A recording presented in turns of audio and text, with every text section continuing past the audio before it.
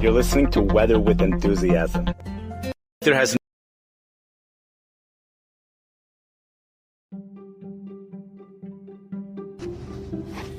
Good morning. This is your weather enthusiast, Simcha Lefton. You're listening to Weather with Enthusiasm. Today's Sunday, November 9th. The National Weather Service has issued a winter storm warning in effect for the Chicago area. For Cook County, this goes into effect for tonight into tomorrow. We're just going to talk about it for just a little bit. This is a lake effect snowstorm. If this materializes, it would be a record breaker regarding lake effect snow, and for it happening this early in the year. The highest lake effect snow totals in Chicago in previous records are not that high. Chicago usually does not get lake effect snow. We're just going to talk about just a little bit about what the setup is going to be, what's causing the snow, and what we could expect to happen, or we might expect to happen later on tonight into tomorrow.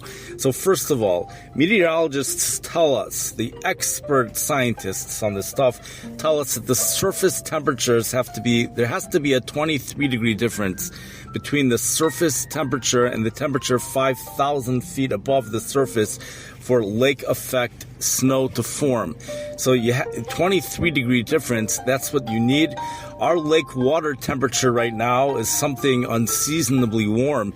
We have the Chicago shore at 50 degrees. The crib temperature seems to have risen overnight. It's now at 55 degrees Fahrenheit. So, we're going to definitely have that. Temperatures 5,000 feet above the surface, those temperatures are down to 13 degrees. They're forecasted to be 13 degrees. The way it goes is that 23 degrees difference, that's when you get the lake effect snow. 30 degrees or higher, you get strong lake effect snow. And at 40 degree difference or higher, the atmosphere becomes supercharged. That's what the meteorologists tell us. And when you go back to the Buffalo, New York snowstorm, the lake effect snow that brought 81 inches to some of those locations, even higher snow totals were reported going back to November 2022. That's what they were dealing with. Back then, you had a water temperature of 52 degrees and a 16 degree Fahrenheit temperature 5,000 feet above the surface. Now, we have something totally phenomenal tonight because it's even more intense for us. Tonight here in Chicago, forecasted temperature 5,000 feet above the surface is 13 degrees. 13 degrees, the Chicago shore 50 degrees, the Chicago crib 55 degrees. You want to average that out, let's say 52 degrees. 13 degrees, again, is that temperature 5,000 feet above the surface. When we start off the night, it's 14 degrees. So we are talking about a 40 degree difference between the, 53 minus 13. Well, 55 minus 13, you have a 42 degree difference if you go by the Chicago crib temperature. And if you go by the shore temperature, you have a 37 degree difference. So this is a supercharged atmosphere, what we have going on tonight. But here's another thing, is that when you go, this is something totally remarkable. Like, if you look at temperatures at the 500 MB level, 18,000 feet above the surface, that is often where meteorologists go to see whether there's going to be additional energy, additional instability put into the atmosphere. When you have an area of cold air, a pocket of cold air, 18,000 feet above the surface, that's where storm development tends to take place. That's also where the storms become energized. And this is what is expected tonight. You look at the various models, 18,000 feet above the surface, temperature expected to be 41 degrees below 0 Fahrenheit, which is basically the same thing Celsius, 40 degrees below 0 Celsius here in the Chicago area. That's 18,000 feet above the surface. Now, the thing is, okay, fine, it's 40, most people are not really familiar with what's going on anyways, so it doesn't really sound so remarkable. But if you look at the entire globe, Go through the whole globe and all the computer models. There's not one city on the planet that's going to have colder temperatures 18,000 feet above the surface. The Chicago is the peak city. You go to the Arctic, you go to the South Pole, the North Pole. I went everywhere. I checked everywhere. There's no place that's going to have temperatures 18,000 feet above the surface at 41 below zero. Not even close. If you go to the North Pole, that area, it's in the 20s below zero. This is a lobe of the polar vortex, and the National Weather Service's lashon, their language is it's a little bit different than that term polar vortex tends to be just thrown around. So whatever that means is what it means. But in our area right here over Lake Michigan, it's not just we have a 40-degree difference, supercharged atmosphere because of the warm lake water temperatures and the really cold air coming in over the lake, but we also have supercharged instability due to the very cold temperatures located 18,000 feet above the surface.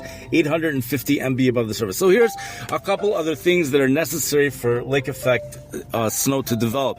You need to have winds going over a fetch of lake of 50 miles or more. The longer that fetch is, the more intense the lake bands are going to be. But the other thing is that you need to have the winds, and the winds in the ideal environment should be between 15 and 30 miles per hour, because if they're anything more, then it might blow too quickly over the lake and the clouds might move inland too quickly before anything actually forms. And if it's less, you may not get the ideal formation. So we have that going on. Those winds are measured 5,000 feet above the surface. The winds are a little bit higher than 30 miles per hour. They're expected to be a little bit higher than 30 miles per hour for portions in the south parts of Chicago, but the wind's a little bit less as you go further north. To know exactly where these snow bands are going to develop, that becomes the big question. Now, they tend to develop, the most intense bands tend to develop along boundaries where the wind directions are different. It kind of appears like a front. So we have that frontal thing. If you look at it, windy.com, if you look on the wind direction and the wind, you'll see that there is something that appears to be like a front, which will be moving back and forth through the Chicago area and then into Indiana over the night tonight into tomorrow morning. The other thing that we need is that the 700 MB map has to show that's 8,000 to 10,000 feet above the surface. Ideally, it should be a saturated air mass, and also the part of the atmosphere which is 12 to 18 degrees Celsius below zero tends to be where the snowflakes develop. That area needs to have relative humidity between 90 to 100%. That we have tonight as well. So we have an ideal environment for lake effect snow. In fact, it's so ideal, it's really equivalent to the Buffalo, New York. It might even be more intense than that. The only question is, and here's where the big difference is going to lie, is that by the Buffalo, New York event, you had a stalled air mass, it went on forever. Just continuous lake effect snow. And here in the Chicago area, that becomes much harder to do. In general, it's very hard to get lake effect snow here in Chicago because usually when Arctic fronts move through, winds are from the northwest. They're not from the northeast. So this is something which is a little bit unique for us. And probably could be the largest lake effect snow on record for some locations for Chicago, especially this early in the season. The thing is, it's very localized. The National Weather Service used the lashon braided challah is what it would look like on the radar tonight. And there's no real way to know in advance exactly where these heavy snow bands are going to set up. Generally speaking, it happens in northern Indiana. So AccuWeather, on their app, they are still talking about northern Indiana. They're still putting heavier snow totals. They've moved the snow totals. They don't have the heavy snow totals around our area here in West Rogers Park. But the National Weather Service does. So, we have this very significant snow, especially when you get closer to the lake. When you look at the various computer models that I looked at last night. So you have an 8-inch storm here in the West Rogers Park area. But that's assuming there's a 10-to-1 snow-to-water ratio. Due to the lake effect, we're likely going to be seeing a 15-to-1 snow-to-water ratio. That's why the National Weather Service has upped the snowfall totals they're holding at 12 to 18 inches right now for places near the lake, 8 to 12 inches for other portions of the Chicago area, and then 4 to 8 inches, as 6 to 8 inches as you get further inland, and still for parts of Chicago. That's and I just got a text.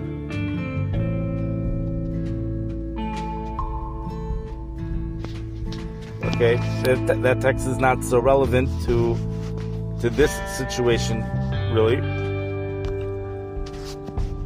It's almost relevant, just someone telling me that this flight was canceled. Okay, so we have a lot going on for tonight, but there's also a lot of doubts regarding exactly where these high snowfall totals are going to happen.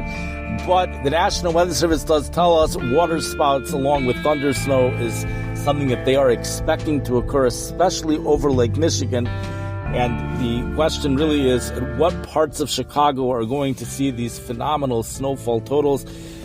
And some people might wake up to just a couple inches. We spoke about yesterday how places out west, in the west suburbs, might only be getting, like by the Brookfield Zoo, might only see an inch or two. They're further away from the lake.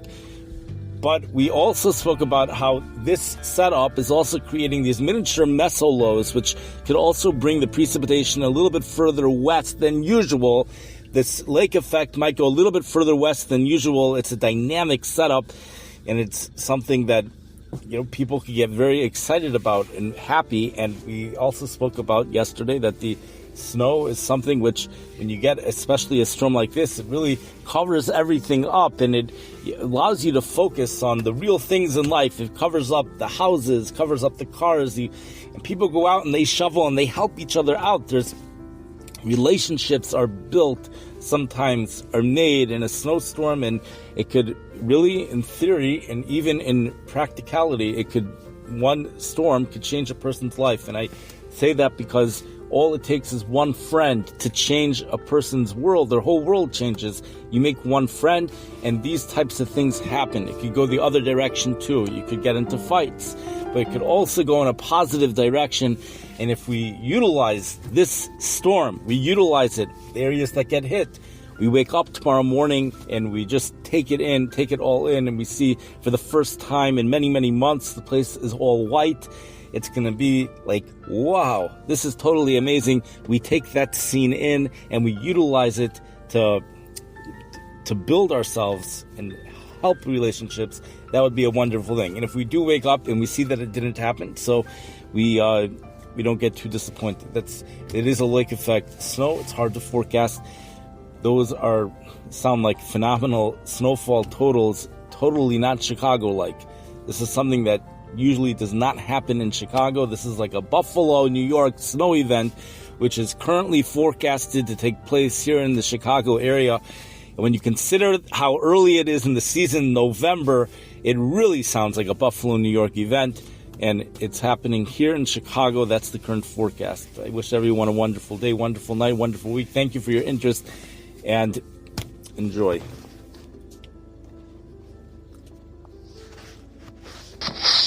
We're just going to go over the songs that we played over here. We have the Borrow from Blue Dot Sessions, Journey Through the Desert from Traceway, Waltz for Zakaria, Blue Dot Sessions, and the one that we've been hearing most recently is Dramatic Piano and Strings, which is Pink Zebra, Audio Jungle. And the current song that just started to play, I don't have a title for it, and we'll just also say, though, this is a real matana if we end up getting this, and we always want to express Akaras Tov to HaKadosh Baruch Hu for whatever does happen, because we recognize that whatever happens is for our better benefit, is for the Tov. So either way, there's always Akaras Tov that we do express. And there's even a bracha that some people make a bracha, and if the snow, certain types of storms, there could be a bracha that one would have to make tomorrow morning depending on the situation, and people are welcome to look into that. Thank you for listening. Have a wonderful day.